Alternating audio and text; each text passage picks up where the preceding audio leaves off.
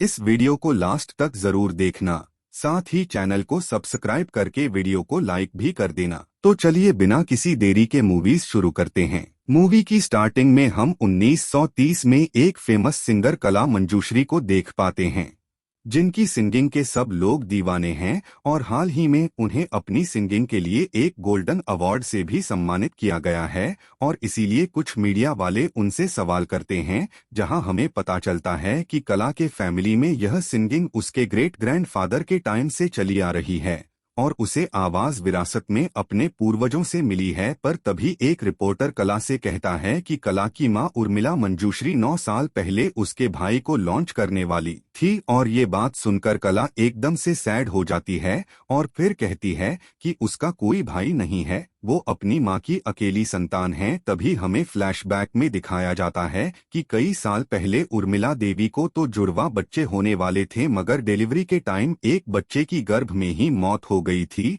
और जो बच्चा पैदा हुआ था वो कला ही थी। डॉक्टर ने उर्मिला देवी को बताया कि मरने वाला बच्चा एक बॉय था और जब जुड़वा बच्चे होते हैं तो एक बच्चा जो पहले से थोड़ा हेल्थी होता है वो दूसरे बच्चे के पोषण को खुद ले लेता है और इसी वजह से दूसरे बच्चे के वीक होने से वो सरवाइव नहीं कर पाता है। अब ये बात सुनकर उर्मिला देवी सैड हो गई थी, क्योंकि उन्हें अपनी विरासत को आगे ले जाने के लिए एक लड़का चाहिए था। साथ ही वो अपने उस बच्चे की मौत की बजाय कला को मानने लगी थी, जिसकी वजह से वो कला से नफरत भी करती थी और हमेशा अपने लड़के को अपने पास महसूस करती थी। कई बार उन्होंने कला को मारने की भी कोशिश की थी, पर वो उसे मार नहीं पाई थी। अब समय के साथ जैसे जैसे कला बड़ी होती गई वैसे वैसे उसका सिंगिंग के लिए रुझान भी बढ़ने लगा और वो उर्मिला से सिंगिंग सीखने लगी। पर उर्मिला नहीं चाहती थी कि कला आगे चलकर सिंगिंग करें, क्योंकि उन्हें लगता था कि केवल लड़के ही उनकी विरासत को आगे ले जा सकते हैं,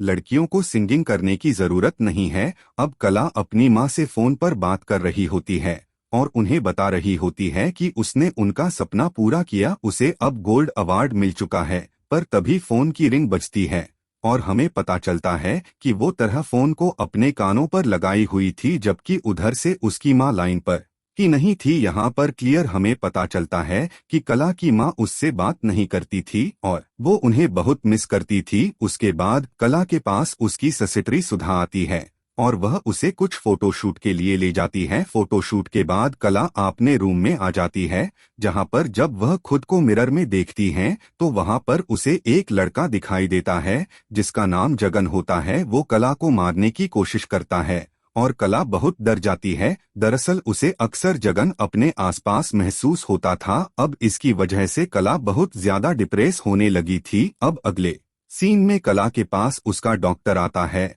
और वो कला से उसकी प्रॉब्लम पूछता है। तब कला बताती है कि उसके अंदर एक सौर है और उसे सुकून नहीं मिल रहा है। ऐसा लगता है कि उसके दिल में एक अजीब सा दर्द है और एक डर उसे हमेशा परेशान करता रहता है। तब डॉक्टर उसे कुछ मेडिसिन खाने के लिए देते और कला उससे नींद की टेबलेट लाने के लिए कहती है, क्योंकि बिना टेबलेट्स के उसे नींद ही नहीं आती थी। और फिर से फ्लैशबैक में हम देख पाते हैं कि उर्मिला देवी कला को संगीत सिखा रही होती है, पर वो सही से गा ही नहीं पा रही थी। इसीलिए वो उस पर गुस्सा होती है, क्योंकि कला को नेक्स्ट डे शो में अपना फर्स्ट परफॉर्मेंस देना था, जिसके बाद उसे सिंगिंग की दुनिया में चांस मिल सकता था। पर जब कला सही से प्रैक्टिस नहीं कर पाती है तो उर्मिला देवी कला को घर से बाहर निकाल देती है और कला सारी रात बाहर स्नोफॉल में ठंड से कांपती रहती है। नेक्स्ट डे कला की परफॉर्मेंस स्टार्ट होती है, जहां पर कला काफी अच्छा गाने की कोशिश करती है,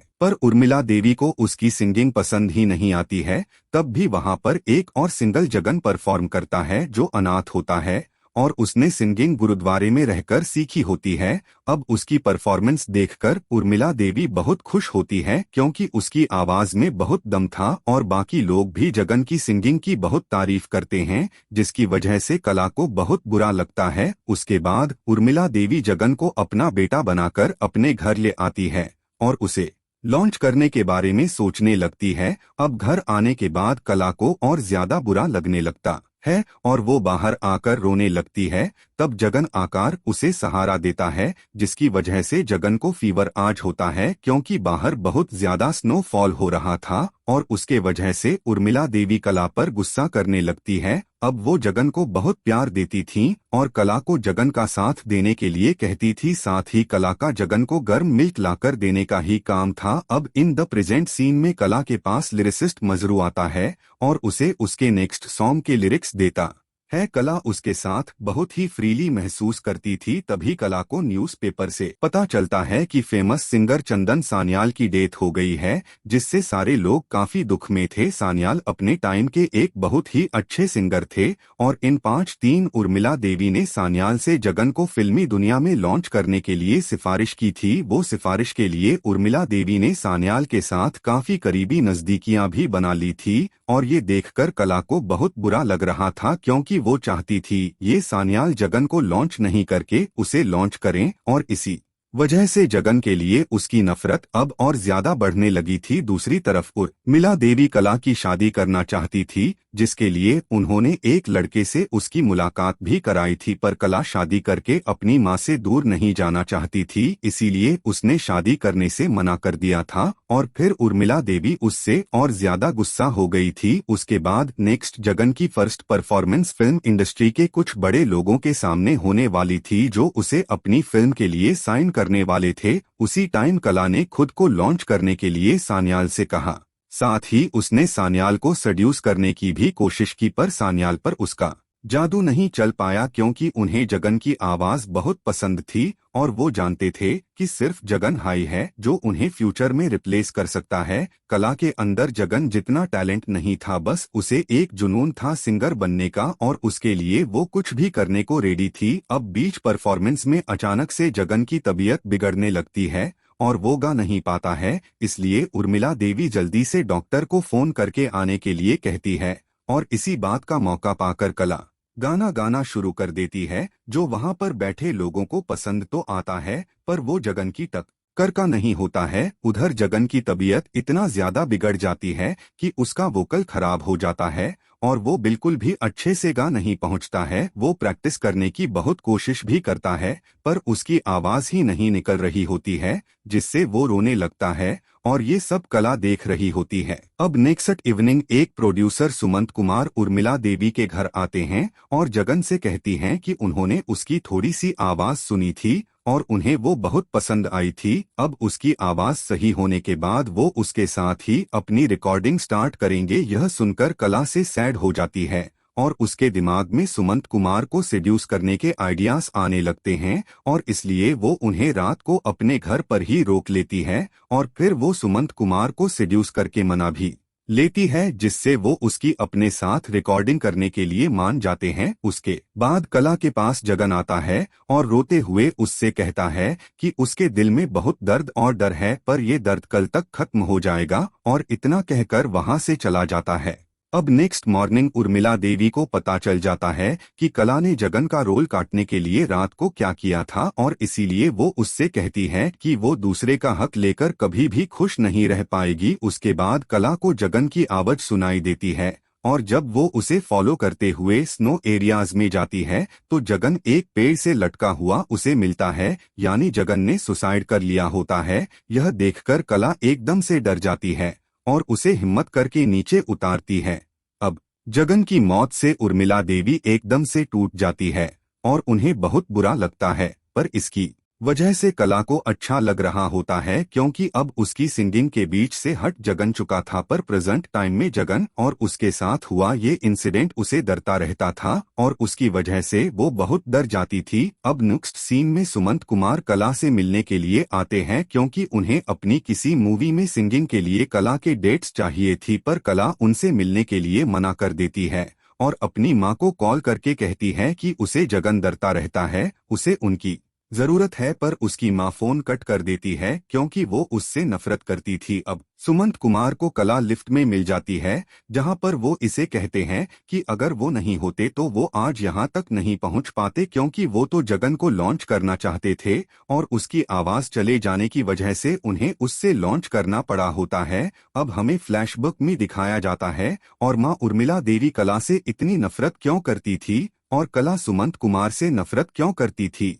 दरअसल जगन की मौत के बाद उर्मिला देवी बहुत सैड हो गई थी और तभी सुमंत कुमार से कला को उनके एल्बम में काम करने के लिए ऑफर मिला था और कला ने कलकत्ता खाने के लिए उर्मिला देवी से पूछा था और उन्हें उसका कलकत्ता जाना पसंद नहीं था। इसलिए जब जिद करके कला कलकत्ता आ गई तो उन्होंने कला से सारे रिश्ते तोड़ लिए थे और उसे वापस उनके पास आने से मना भी कर दिया था। अब कलकत्ता आने के बाद कला सुमंत कुमार के साथ अच्छे से रिकॉर्डिंग ही नहीं कर पा रही थी क्योंकि उसे अभी भी अच्छे से सिंगिंग आते ही नहीं थी। वो बस फेमस होने के चक्कर में डिस्पैरेट थी। काफी देर तक ट्राई करने के बाद भी जब वो सही से नहीं जा पा रही होती है तो सुमंत कुमार उसे वापस जाने के लिए कहते हैं, पर कला किसी भी कीमत में बस गाना चाहती थी और उसके लिए उसे कुछ अदा करना पड़ा था। सुमंत कुमार ने उसे यूज करने का फैसला लिया था और उन्होंने उससे गलत कम कराया। अपनी आत्मसंतुष्टि के लिए कला को नहीं चाहते हुए भी ये सब करना पड़ रहा था और इस तरह सुमंत कुमार का जब भी मन होता था वो कला को फिजिकली अब्यूज करते रहते थे